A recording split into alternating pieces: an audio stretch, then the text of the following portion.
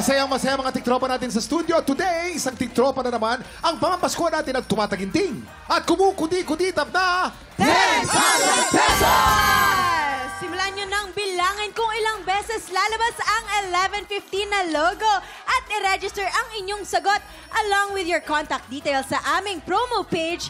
Mula sa tamang sagot, ababubunot kami kung sino ang mananalo ng tumataginting at kumukuti-kutitap na 10,000 pesos!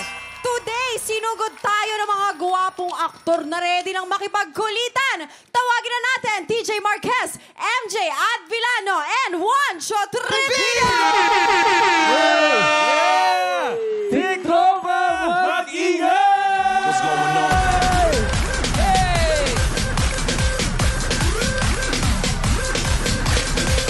Ayan, ako TJ, MJ, and Juancho. Curious lang ako ha.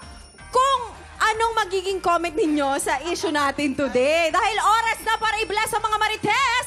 Heto na nga! Mamang! Makinig kayong mabuti. Bakit bumibelo ka pa? Sabi ni Working.Mars.95, nagkasundo kami ng mister ko na siya muna ang mag-aalaga sa mga bata at ako muna ang magtatrabaho dahil mas malaki ang sinasahod ko.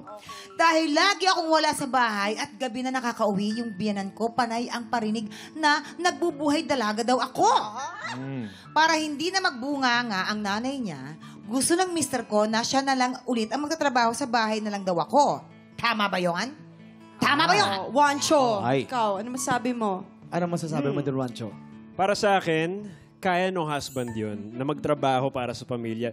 Dahil built talaga ang mga husbands to provide for the family. Alam ni Kuya Kim yan. Kuya Kim, matagal ng warriors ang mga husbands at sila talaga ang naghahanap buhay at para makakain yung family nila.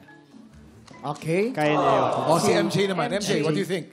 Ako naman, tama naman sinabi ni Juancho. Siyempre, men are built to really provide for the families din. Pero siyempre, not to downplay sa asawa, I would say kung may understanding yung mag-asawa, then I'm sure anything is possible. Siyempre, sila. TJ?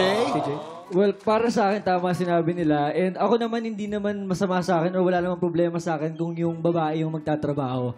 As long as nakakapag-provide ng mas maganda sa family. And doon naman sabihan na nagbubunga nga, nagagalit. Siguro they have to show respect and pay respect na kausapin ng mabuti. Kasi in the end, kailangan mo pa rin isipin yung iniisip ng magulang. Pero kayo pa rin na mag-asawa yung in the end magde-decide. Tama yun. Ako, ang tanong ko dito simple eh. Ba't magkasama yung asawa at yung binan sa isang bahay? Dalawang reyna sa bahay. Pag dalawang reyna sa bahay, magkakaroon ng problema. Sino ngayon ang mananaig? Yung biyanan o yung misis? Nabubunga nga ang tuloy. Kaya kung ako sa kanya, pagtrabahuhin niya, yung biyanan.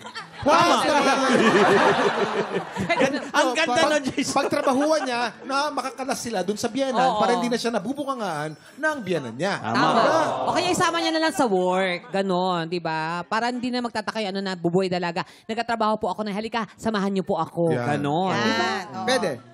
Kami excited din kami mabasa ang mga comments ng ating TikTropa. I-share niyo yan sa Facebook page ng TikTok Law, Kuya Kim.